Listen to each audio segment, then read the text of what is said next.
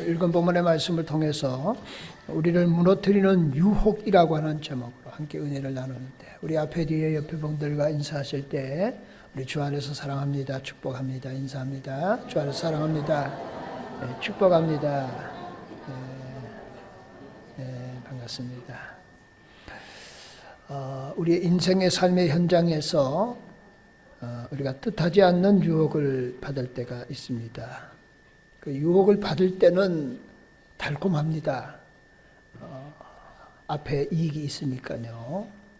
근데 그 유혹이라고 하는 특징이지 않습니까? 시간이 지나면은 결국은 낭패로 이어지게 된다.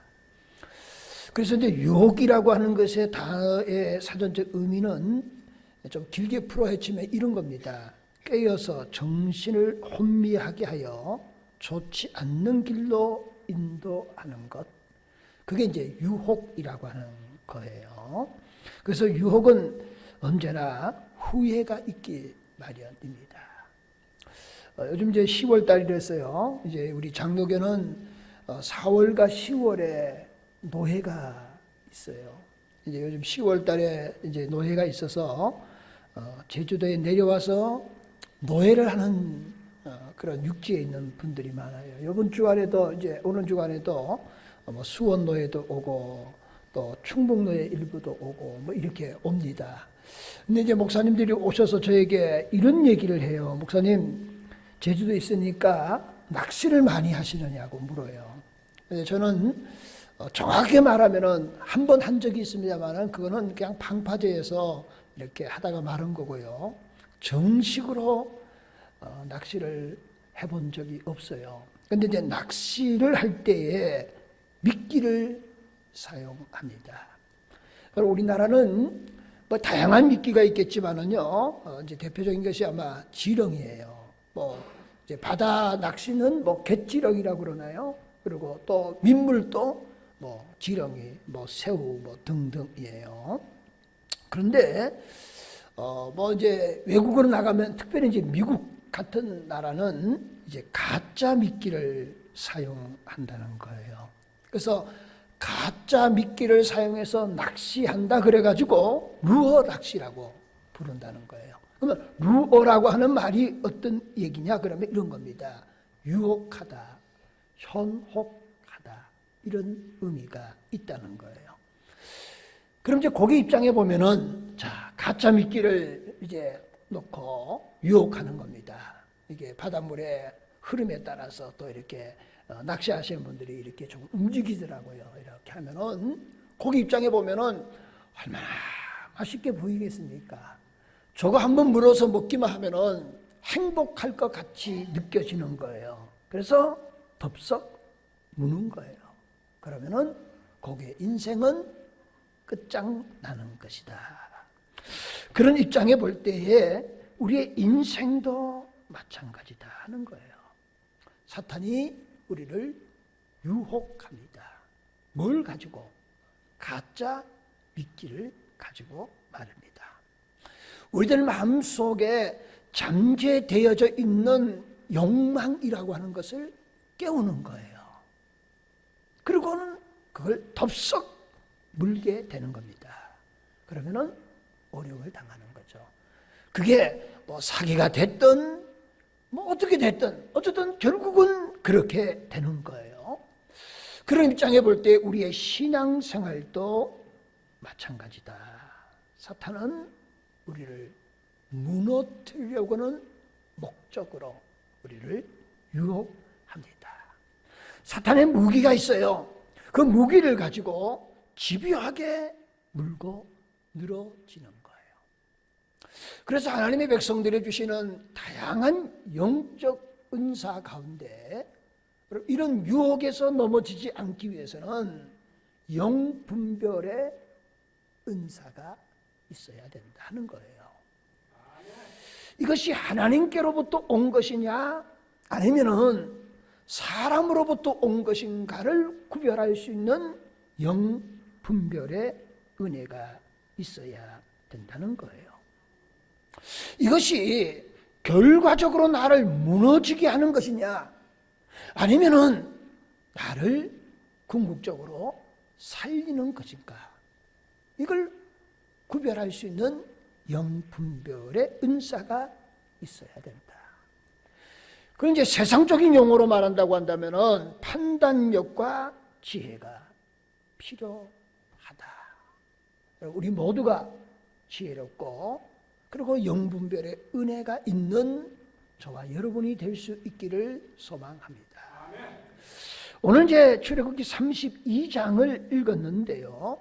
전형적인 사탄의 어떤 유혹에 관련된 말씀이에요. 근데 사실은 32장을 아무리 살펴봐도요, 사탄이 직접 와서 유혹했다, 이런 내용은 찾을 수가 없습니다. 근데 결과적으로 볼 때는 무너지게 되었다는 거죠. 그래서 넓은 의미에 보면은 결국은 사탄의 전략에 무너지게 되었다라고 본다면은 오늘 주어진 말씀을 통해서 두 가지 유형으로 사탄은 우리를 유혹한다. 그래서 우리를 무너지게 하는데 이 말씀을 통해서 함께 은혜를 나눌 수 있는 시간이 되기를 원합니다. 첫 번째는 우상이에요. 우상을 섬기지 말라. 그 우상에 대한 유혹이라고 하는 것이 있다라고 하는 거예요. 여러분, 예수를 믿는 사람은 십계명을 모르는 사람이 없을 거예요. 뭐 주기도문, 사도신경, 십계명을 외우지를 못해도 예수를 믿는 사람은 10가지 중요한 계명이 있다라고 하는 거 알 거예요. 그 가운데 신명기 5장 7절 이하의 말씀에 보면은 이렇게 성경이 언급합니다. 나 외에 다른 신들을 내게 두지 말지니라. 너는 자기를 위하여 새긴 우상을 만들지 말고 위로 하늘에 있는 것이나 아래로 땅에 있는 것이나 땅 밑 물속에 있는 것에 어떤 형상도 만들지 말며 그것들에게 절하지 말며 그것들을 섬기지 말라. 그렇게 성경은 우리에게 말씀하셨습니다. 우상을 만들지 말라. 다른 신을 섬기지 말라라고 하는 거예요. 뭐 돌을, 나무를 깎아서 만드는 모든 조각품을 다 통칭하는 것이죠. 그러면 우리가 이렇게 질문할 수 있어요. 목사님, 아직도 그 뭐 조각을 만들어 놓고 그게 신이라고 섬기는 사람, 그런 어리석은 사람이 어디에 있습니까? 라고 물을 수 있어요. 근데 우리의 주위에는 아직도 그런 사람을 많이 찾아볼 수 있다는 거예요. 옛날의 모습이 아니라는 거죠.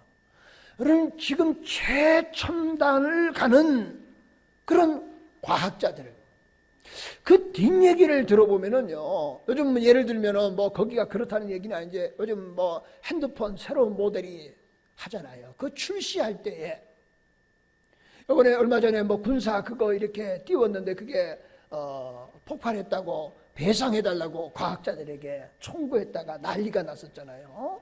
근데 그 사람들이 어떤 제품을 출시하고 개발했을 때 얼마나 그게 불안하겠습니까? 잘 돼야 되는데, 성공해야 되는데, 그런데 확률에 대해서 불안한 마음이 생기잖아요. 그러면은 비공식적으로 과학자들이 고사를 지낸다는 거예요. 여러분, 과학자라 그러면은 여러분 미신을 믿지 말아야 되는 거예요. 근데 과학자들도 불안하니까 결과적으로 고사를 지낸다. 그러면은 우리를 무너뜨리게 하는 것 가운데 우상 숭배, 우상의 유혹이 있다. 그러면은 오늘 신앙생활하는 저와 여러분들에게 있어서, 현대인들에게 있어서 우상이 도대체 뭐냐 하는 거예요. 그 본질이 이렇다고 보는 거예요.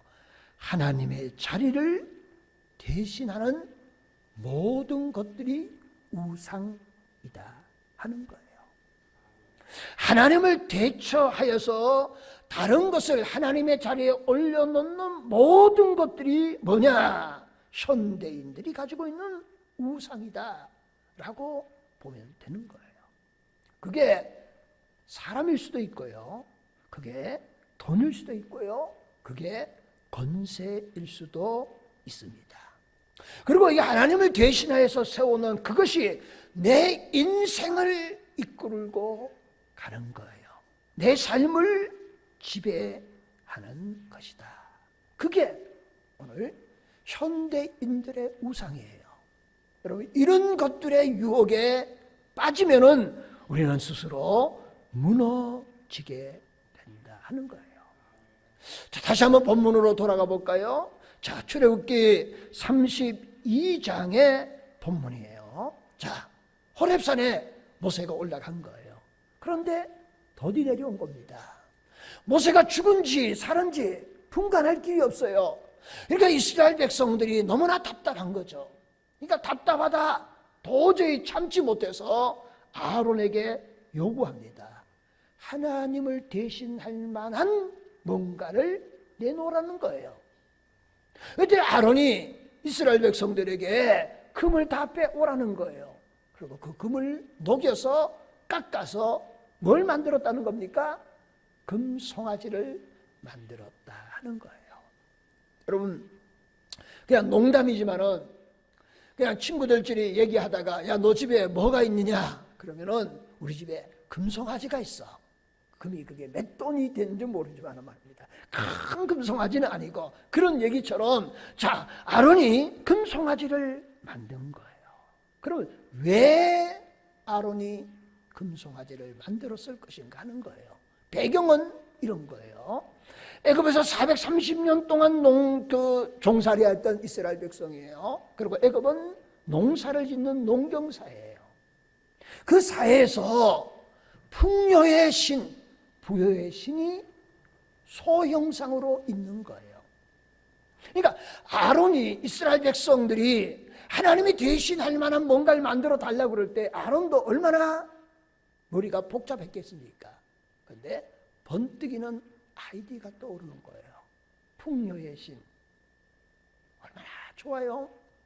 그래서 금송아지를 만들어서 놓게 되었다 하는 거예요. 그게 바로 우상이다.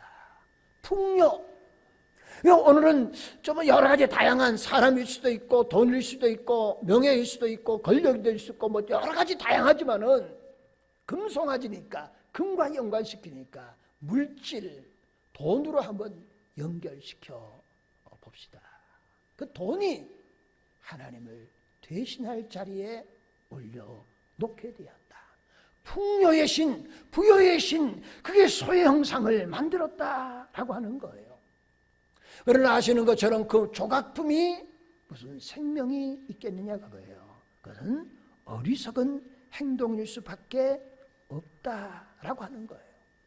그럼에도 불구하고 오늘을 살아가는 저와 여러분의 머릿속에 입력되어져 있는 것이 있어요. 그게 뭐냐? 그러면 하나님을 대신할 만한 것들이 우리에게는 있다는 거예요.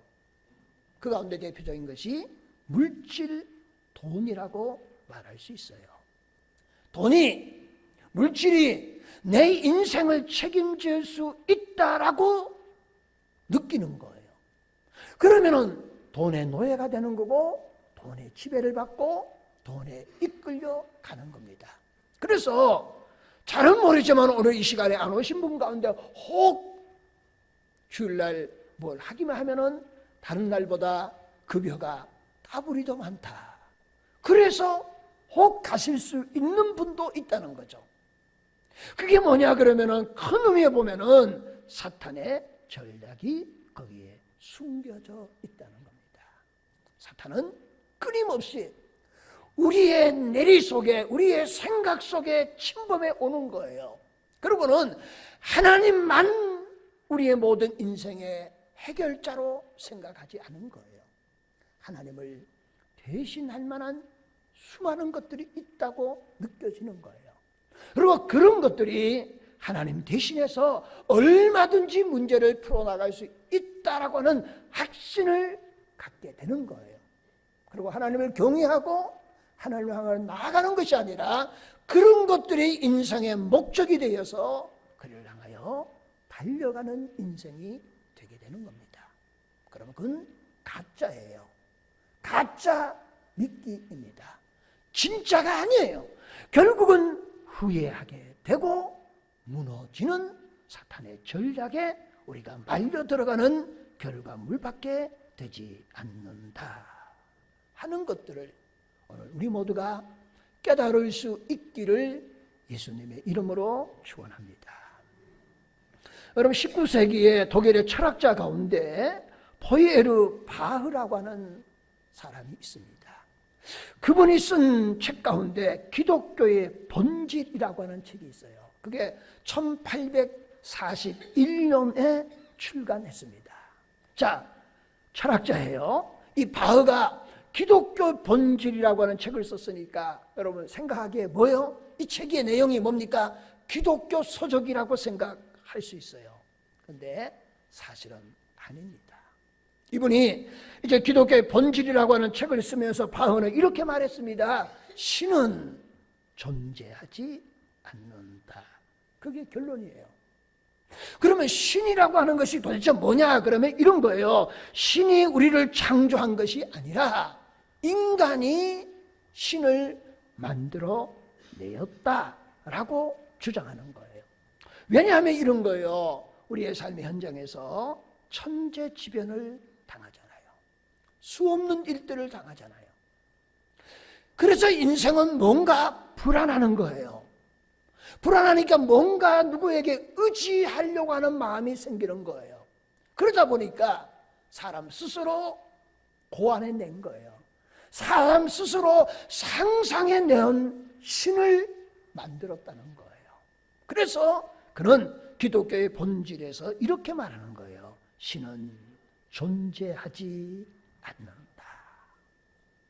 그런데 이 사상을 누가 받았느냐 그러면 우리가 잘 아시는 것처럼 마르크스가 이 사상을 받은 겁니다. 그리고는 이렇게 말했죠. 공상주의 유물사관을 만들어내고, 그리고는 마르크스가 우리에게 말한 것 가운데 충격적인 말이 있지 않습니까? 바흐는 신은 존재하지 않는다고 그러는데 마르크스는 이렇게 말했습니다. 민중의 아편이 종교이다. 그렇게 말을 한 거예요. 여러분 아편이 뭡니까? 마약의 일종 아닙니까? 그리고 그 당시에는 마약을 구분하지 않았으니까 아편은 진통제로 사용한 거예요. 무슨 문제가 있으면 진통제로 사용한 겁니다. 그런데 그걸 진통제를 좀 가다 복용하다 보니까 사람이 이상해지는 거예요. 그러니까 그런 것들의 습성을 아는 사람들이 아편을 계속해서 맞게 되는 거예요. 그러면은 아편 중독자, 마약 중독자가 된 거예요. 그래서 아시는 것처럼 전쟁도 아편 전쟁을 치렀던 것을 보게 되는 거예요. 그러면은 마르크스 입장에 볼 때는 종교는 아편과 같다. 그 얘기가 어떤 얘기냐 그거예요. 여러분 종교라고 하는 것은 인간 스스로 상상 속에서 만들어놓은 신을 섬기는 거예요. 신에게 다가가면 다가갈수록 이제 그 식으로 말하면 상상의 신이에요. 만들어놓은데 거기 가까이 가면 갈수록 의지하면 의지할수록 마치 아편 중독자가 되는 것처럼 종교 중독자가 되어서 그 사람의 삶은 황폐하게 된다는 거예요. 그게 공상주의 마르크스의 사상입니다. 이렇게 말하니까 혹시 믿음이 약한 분이 야 목사님 말이 그 말이 맞다 이렇게 하실 분이 있을 것만 같은 생각이 안 듭니다. 든다고 그러면 안 되고요. 그런데 사랑하는 성도 여러분들 보세요. 철학적이고 합리적인 지식을 따라가는 것을 교양 있는 사람이다. 지식인이라고 그렇게 부릅니다. 그렇다면은 합리적이고 철학적이고 뭐 이런 교양, 지식 이것들이 다 맞느냐라고 말할 때 절대 맞지 않다는 거예요. 제가 나중에 조금 언급하겠지만 지금은 이것만 말씀드려 볼게요. 여러분 사도 바울은 철학자입니다. 당대의 대단한 철학자예요. 그가 로마로 가면서 그리스, 아테네 뭐 다 들리면서 철학자도 변론할 때에 다 바울 앞에서는 다 두 손을 든 사람이에요. 그런데 바울의 고백을 보세요. 내가 복음의 진수를 깨달은 이후에 자기가 믿었던 철학, 합리주의 모든 것들을 이런 모든 것들을 나는 뭘로 여기노라? 배설물로 여기노라 하는 거예요. 여러분, 바울의 고백이 우리의 고백이 될 수 있기를 축원합니다. 한번 보세요. 철학, 합리주의, 이성주의 다 포함해서 그 모든 것들이 인간의 모든 것들 다 담고 있는 것 같죠. 그러나 아닌 건 너무나도 잘 알지 않습니까? 여러분, 지난번에 이게 그 공기 하면서 이렇게 습도가 나오는 걸 뭐라고 그러죠? 그거 공기청정기인가 그러나요? 가습기. 여러분, 거기에 약품이 그렇게 치명적인 것일 줄은 누가 알았겠습니까? 물론 독성이 있다라고 하는 것, 그게 약간은 알았지만은 그렇게 될는지는 누구도 상상하지 못했던 거예요. 여러분, 우리가 지금 섭취하고 있는 음식들 가운데서요, 유전자 조작으로 된 식품들이 있어요. 근데 그게 지금 좋다고 우리가 많이 섭취할 수 있을 줄은 모르지만은 앞으로 과학이 발달해서 그게 인체에 얼마나 치명적인 독소가 있다고 나중에 10년 후에 발견될 수도 있는 거예요. 그럼 우리는 지금 뭘 먹은 거예요? 독을 먹은 겁니다. 좀 실질적인 얘기를 한번 들어볼까요? 제가 시골에 있을 때에 우리 시골에 있는 어른들이 이제 겨울가죠. 거기다 여러분, 우리 한국 사람이 좋아하는 삼겹살을 구워 먹어요. 근데 밖에 나가면은 삼겹살 후라이팬 들고 가고 귀찮잖아요. 그러니까 옛날 시골에 쓰레트들이 많았잖아요. 지붕에 있는 거요. 그거 한 짝 들고 가가지고 그거 돌 이렇게 좀 지우개 놓으면은 저도 한번 형들이 구워 먹는데 먹어봤어요. 그랬더니 잘 달궈지고요. 고기도 잘 익고요. 그 다음에 기름도 잘 빠져요. 그런데 나중에 봤더니 거기에 뭐가 많아요? 성면, 그 엄청난 독소예요. 근데 그걸 모르고 먹은 거예요. 그게 좋다고 많이 드신 분은 아마 그걸 알고 나서 이거 개워낼 수도 없고 그런 거예요. 여러분, 인간이 대단히 많이 아는 것 같은데, 그러나 인간이 알지 못하는 것들이 더 많은 거예요. 그래서 인간의 합리주의 모든 것 포함해서 우물 아래 깨구리와 같다라고 말할 수 있는 거예요. 그럼에도 불구하고 사탄은 조무하게 하나님을 대신할 만한 다른 어떤 것들을 우리 머릿속에 입력시키고 그리고 그것을 추구해 살아가도록 유혹하고 있다라고 하는 거예요. 자, 금송아지. 그러면 그걸 이제 물질, 돈으로 한번 이렇게 대입시켜 봅시다. 오늘날 돈은 인간의 행복을 보장해 줄 수 있다라고 이미 저와 여러분의 마음속에, 머릿속에 이미 입력되어져 있는 거예요. 돈이 모든 것을 다 할 수 있다고 생각하는 거예요. 표현하고 싶지 않지만은 이런 거예요. 돈은 전능한 신처럼 보입니다. 가게에는 하나님 한 분만으로 만족한 거예요. 하나님이 있으면 된다고 그랬어요.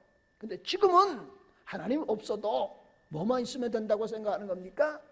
돈만 있으면 된다고 생각하는 시대가 오늘의 시대입니다. 근데 보세요. 과연 돈이면 다 될 수 있느냐 하는 거예요. 여러분, 그렇지 않다는 것 너무나 잘 아시죠? 병원의 중환자실에 가보세요. 제가 구분하는 거 아니지만은 그래도 연세가 한 100세 가까이 오셔서 중환자실에 계시는 분은 그래도 가셔도 손하지 않을 거 아니에요. 근데 24살 된 아이가 중환자실에서 생사를 오갈 때 그 부모의 마음이 얼마나 찢어지겠냐 그거예요. 그러잖아요. 희귀병이 얼마나 많습니까? 불치의 병이 얼마나 많습니까? 의술로도 고칠 수 없는 병들이 얼마나 많아요. 여러분, 아무리 돈 많아도 부모가 돈으로 그 문제를 해결할 수 없다는 것 우리가 더 잘 알지 않습니까? 그럼 돈이 생명을 살릴 수는 없는 거예요. 제가 누구를 지칭해서 미안하지만은 삼성의 이건희 회장님이 지금 삼성병원에 입원해 계시잖아요. 여러분, 만약에 그냥 저 마음이니까 10조만 들여서 그 생명을 50대로 바꾸면은 나는 삼성에 10조 투자할 것 같아. 안 할 것 같습니까? 여러분 10조가 누구의 이름일까요? 돈으로 10조를 들여서도 그의 건강과 생명을 50대로 하나할 수 없는 거예요.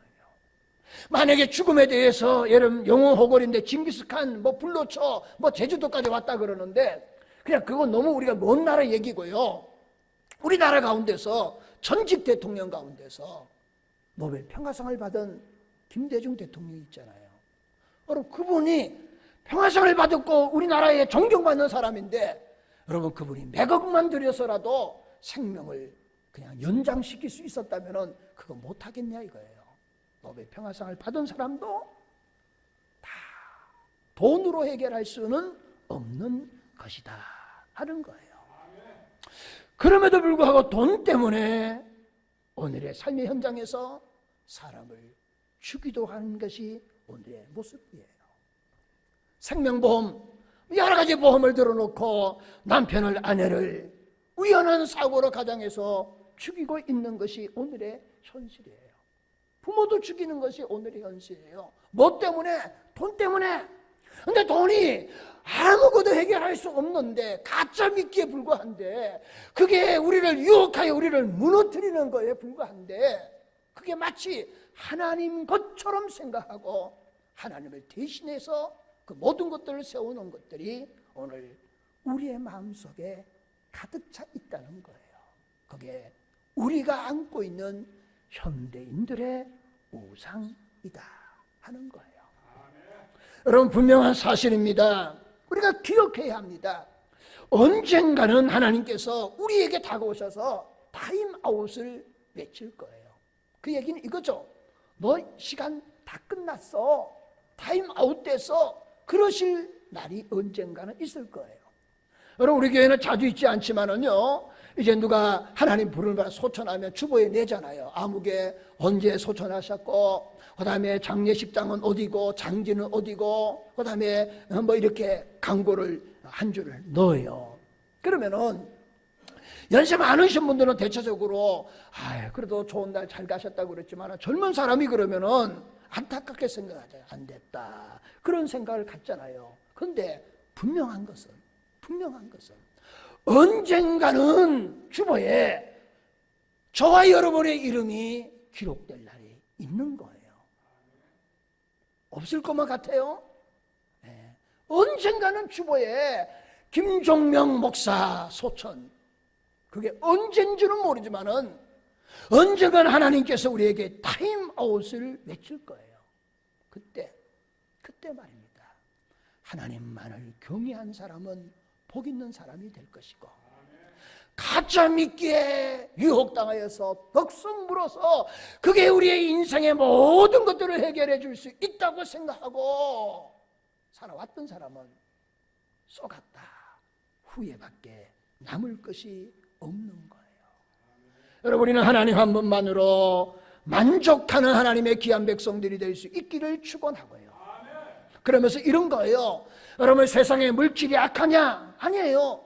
세상에는 모든 필요한 것들이 다 악한 것이 아니라는 거예요. 근데 문제는 그런 것들이 우리의 가치관의 혼돈을 경계하는 거예요. 하나님이 주신 모든 것들은 선한 줄로 믿습니다. 선하게 사용하면 되는 거예요. 그런데 그런 것들이 우리의 숭배의 대상은 될 수 없는 거예요. 그게 인생의 목적이 될 수가 없다는 거예요. 그게 내 삶을 보장해 줄 수가 없다는 거예요. 그런데 그게 내 삶을 보장해 줄 수 있는 것처럼 우리를 유혹하는 현장에서 우리 모두가 노출되어져 있다 하는 것들을 우리가 인정하는 은혜가 있기를 축원합니다. 두 번째 우리가 조심해야 될 것이 있어요. 사람을 기쁘게 하는 유혹입니다. 이걸 말하면은 아니 목사님 십계명에 십계명을 두 가지 요약하면 뭡니까? 하나님을 사랑하는 것이고 두 번째는 뭡니까? 이웃을 내 몸같이 사랑하는 거예요. 그거 하지 않으면 크리스찬이 아니에요. 근데 사람을 기쁘게 하는 유혹이 나를 무너지게 한다. 이게 뭔 얘기냐? 라고 하는 거예요. 여러분 크리스찬들은 세상의 빛이 되시고 세상의 소금이 되시기를 바랍니다. 어려운 사람이 있으면 도와주는 거예요. 그리고 그들에게 힘이 되어지고 희망을 주고 그런 사람이 될 수 있기를 소망합니다. 그런데 본문의 말씀은 어떤 의미냐 하는 거예요. 보세요. 좀 제가 이제 시간을 빨리 얘기해야 될 것 같은데요. 모세와 아론을 한번 봅시다. 모세는 어떤 스타일의 사람이냐? 그러면은 요즘식으로 말하면은 약간 독재자적인 스타일의 리더십을 가진 지도자입니다. 아론은 그러면 어떤 사람이냐? 본문을 봤을 때 보면 요즘식으로 말하면은 민주적인 리더십을 가진 지도자였다 하는 사실입니다. 자, 어느 사람이 오늘 이 시대에 환영을 받습니까? 제가 담임을 하는데요. 이제 부교육자로도 제가 있어 봤지 않습니까? 부교육자에 있을 때 담임 목사님이 아주 엄한 분이 계시고, 그리고 좀 이렇게 풀어주시는 분이 계세요. 그러면 부교육자에 있을 때, 여러분, 담임 목사님이 엄하신 분이 편할까요? 좀 부드러우신 분이 편할까요? 여러분, 부드러우신 분이 편하겠죠. 그런데요, 세월이 지나서 그 부교육자리 담임 목사님이 되신 이후에 어려운 일이 있거나 목회에 정말 멘토처럼 좀 조언을 구할 때, 그 전에 모셨던 목사님이 갈 거 아니에요. 그러면 누구에게 갈 것 같아요? 엄하신 목사님이 갈까요? 좀 순하게 하셨던 목사님이 갈 것 같아요. 네, 엄하게 하신 목사님에게 가더라고요. 엄하게 교육받고 험한 훈련을 받은 분에게 조언을 구하더라고요. 자, 하나님의 교회는 저는 이렇다고 보는 거예요. 하나님의 교회는 민주주의가 아닙니다. 하나님의 뜻이 어디 있느냐 그거예요. 만약에 모세가 아론과 같은 일이 있었다면은 모세는 절대로 금송아지를 만들지 않았을 거예요. 그런데 아론은 다수의 의견을 받아들이는 거예요. 그리고 뭔가를 내놓으라는 겁니다. 그랬더니 뭘 내놓은 겁니까? 금송아지 우상을 만들어 놓았다는 거예요. 여기에 차이점이 있다는 겁니다. 자, 사람을 기쁘게 하는 것들이 유혹이다. 이 얘기는 이렇게 되는 거예요. 여러분, 우리가 어떤 것을 판단하고 결정하는데요, 완벽할 것 같죠? 그런데 그렇지 않다는 겁니다. 사람은 항상 자기 중심적으로 이해하고 판단하고 결정 내리는 거예요. 우리가 착각할 때가 있습니다. 저 사람이 판단할 때 옳은가 그른가를 판단하리라고 생각하는 거예요. 저 사람이 판단할 때 진리냐 아니면 비진리냐를 판단하리라고 생각하는 거예요. 근데 그건 착각입니다. 그건 착각이에요. 내 착각입니다. 한번 제가 증명해 볼까요? 어떤 사람이 A라고 하는 사람에 대해서 평판하는 겁니다. 저 사람 정말 좋은 사람이야. 그러면은 여러분 그걸 어떻게 이해해야 될까요? A라고 하는 사람이 정말 좋은 사람일까요? 아닐 수 있다는 거예요. 그럼 뭔 얘기냐? 저 사람은 정말 좋은 사람이다 얘기는 그러고요. 저 사람은 나에게 늘 호의적인, 나에게 잘해주는 사람이에요. 나에게 잘해주는 사람을 나쁜 사람이라고 말하는 사람이 있나요? 저 사람은 좋은 사람이라 그런 거예요. 그런데 반대 또 다른 사람에게 물어보십시오. A라고 하는 사람은 저 사람 나쁜 사람이라고 말할 수 있는 거예요. 그러면 저 사람 나쁜 사람이라고 말하는 사람이 그 말이 정확할까요? 그 또한 아니라는 거예요. 왜 그럴까요? A라고 하는 사람이 평상시에 나에게 호의적이지 않을 때에 자기 중심으로 생각하는 거예요. 저 사람 나쁜 사람이라고 이미 결론을 내는 거예요. 그러니까 사람이라고 하는 것은, 사람의 어떤 요구라고 하는 것은 완벽하지 않다는 거예요. 자, 이스라엘 백성들이 보세요. 모세가 죽은지 살았는지 모르는 거예요. 그러니까 우리가 뭔가를 좀 보이는 뭔가를 내놓으라는 거예요. 그 요구가 정당한 요구이냐? 그렇지 않다라고 하는 거예요. 사람이 다수가 얘기했다 해서 그게 다 맞느냐? 결코 그렇지 않다는 거예요. 여러분 성경을 보십시오. 바벨탑 사건 아시잖아요.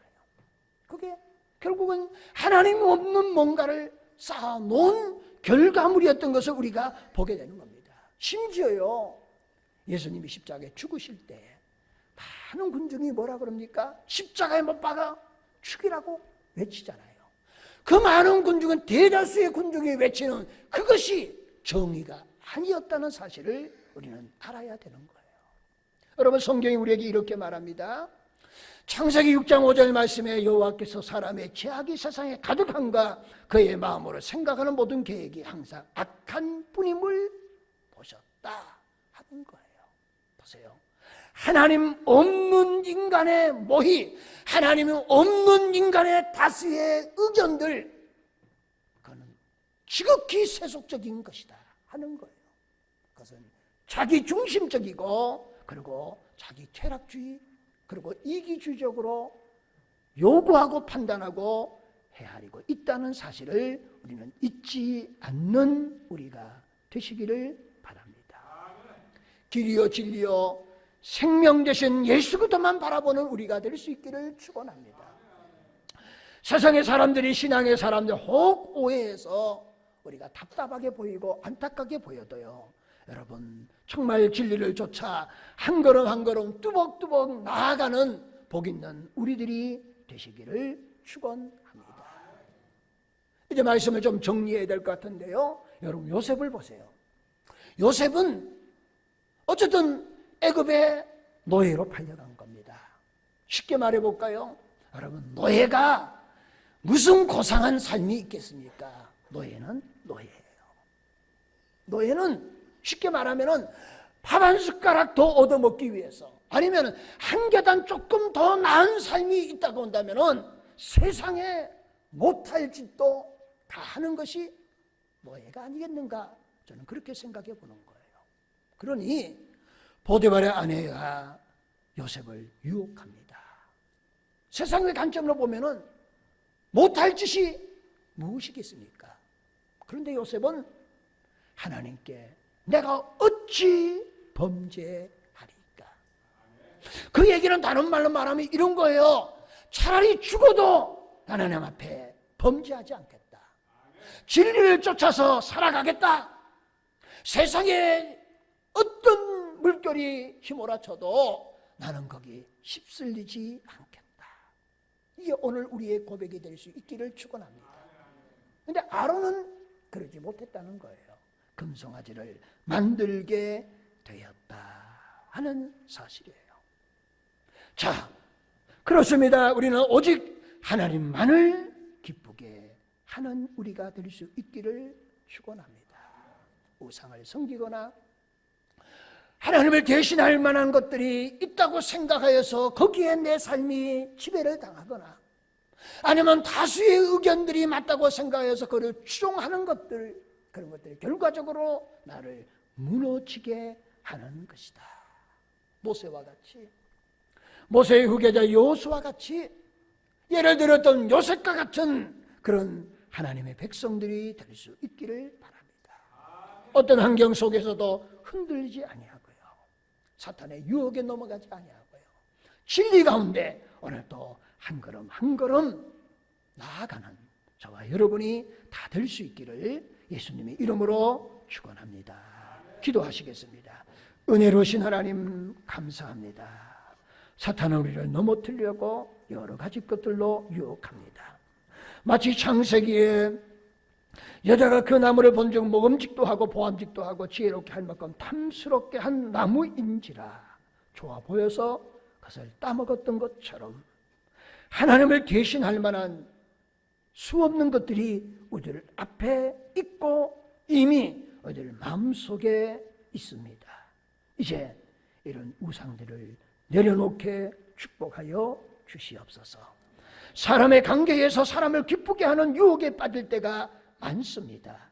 다수의 의견이, 또 어떤 사람의 판단이 그게 기준이 아니라 하나님 말씀이 기준이 되게 하셔서 오늘 또 세상의 유혹에서 이기고 믿음의 삶으로 승리하는 우리 모두가 되게 축복하여 주시옵소서. 예수님의 이름으로 기도하옵나이다. 아멘.